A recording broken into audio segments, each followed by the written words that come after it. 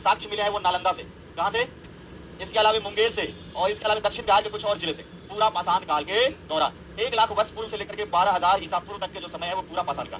इस समय ना तो इन लोगों को लिखने आ रहा है, ना तो पूछ आते, घटना तो तभी करता था ना, तो हम अनुमान लगा करके सब ज्ञात किया है कि इन लोगों को औजार मिल गया हमको, तो हमको लगा कि अच्छा इस प्रकार से देखो औजार इसका दिख रहा है तुम लोगों को, ये कुल्हाड़ी है, ये पत्थर बांध के लकड़ी में, समझ में आ रहा है, लकड़ी में ना बीच में छेद किया हुआ, मतलब ये पत्थर में, और इसको जो है ऐसे इस प्रकार से बांध दिया गया है, ऐसे कि अगर किसी पे प्रहार किया जाए, अब तो जानने के बाद यही कुल्हाड़ी से मारता था गर्दन पर, और दिखाई कि नहीं, और ये तो तुमको दिख रहा है चाकू के जैसा, इसको यहाँ से पकड़ के गर्दन गिर देता था, अभी तो खाएगा ना, ऐसे कैसे खाएगा, तो कुल्हाड़ी भी है, खुरपी भी है, चाकू भी है, लेकिन सब बनाता है किसका, पत्थर का।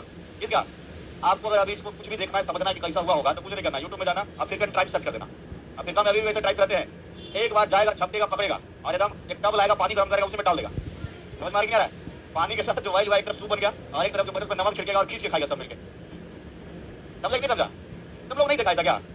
क्या बताएं तुम लोग को, रुको अभी दिखाते हैं, अभी दिखाते तुम लोग को, रुको, तुम लोग अफ्रीकन ट्राइब के बारे में नहीं, तो कैसे भोजन करता है, तो पहले तुम भी तो ऐसे ही करते थे, तुम लोग ऐसा नहीं करते थे, तुम लोग हाथ से खाते हो, सच बताना, अकेले रहते हो तो कैसे खाते हो, झूठ नहीं बोलना है। देखो देखो देखो देखो, एकदम जीवित बंदर को डाल दिया, देखो तुम लोग आगे वाले दिख जाएगा, कोई बात नहीं, दिख रहा है तुम लोगों को, बंदर दिख रहा है, देखो बंदर डाल के ऑनलाइन वाले को यहाँ दिख जाएगा कैमरा, ठीक है, अच्छा रुको कोई बात नहीं, देखो देखो देखो खाएगा कैसे, ये देखो, ये देखो खाएगा कैसे, ठीक है, समझ में गया? अरे तुम लोग तो समझदार, तुम लोग घर में ऐसे ही खाते हो, देखो कैसे खा रहे थे कोई, ठीक है तुम लोग अभी भी अफ्रीका में लोग ऐसे ही खाते हैं, अब देखिए तुम लोग, तो ऐसे सब लोग पाषाण काल खा रहे, क्या खा रहे हैं? मध्य पाषाण काल में भी लोग रहते थे, और ये लोगों के जो जानकारी मिला है मुंगेर के आसपास में, तो मुंगेर में बताया होगा आप लोगों को भीम बांध, क्या बताओगे? मुंगेर के भीम बांध के नजदीक में मध्य पाषाण काल के जो है इस प्रकार से साक्ष्य मिले। आदमी को नहीं मिला, इसका जो औजार था, जो ये पत्थरों के औजार, ये जब हमको मिला तो कार्बन 14 पद्धति से देखे तो पता चला कि ये जो है मध्य पाषाण काल का है। किसका है? तीसरा जो इसको बोलते हैं नव पाषाण काल, क्या बोलते हैं?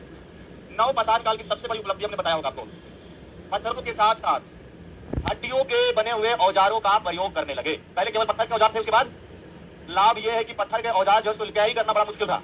ये लोग पैदल पैदल 40 किलोमीटर चले जाते थे, 50 किलोमीटर भी, केवल शिकार देखने कहाँ मिलेगा शिकार भोजन के लिए, तो 50 किलोमीटर जाएगा, मान लो पत्थर का औजार लेके जाएगा तो भारी नहीं लगेगा।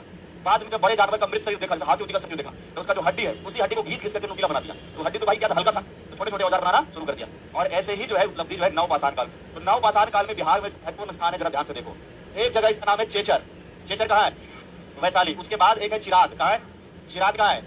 सबसे महत्वपूर्ण है चिराद, क्योंकि यहाँ पर जो मिला है वो हड्डियों के औजार मिला है। क्या है ये? आप ध्यान से सुनिएगा, यहाँ जो मिला है हड्डियों का औजार है, और ये जो हड्डियों का औजार का अवशेष मिला है ये सबसे महत्वपूर्ण स्थान है, और एकमात्र बिहार में जो है चिराद। कहाँ है? चिराद में हड्डी का औजार, बाकी जगह पर पत्थर का औजार, ठीक है। तो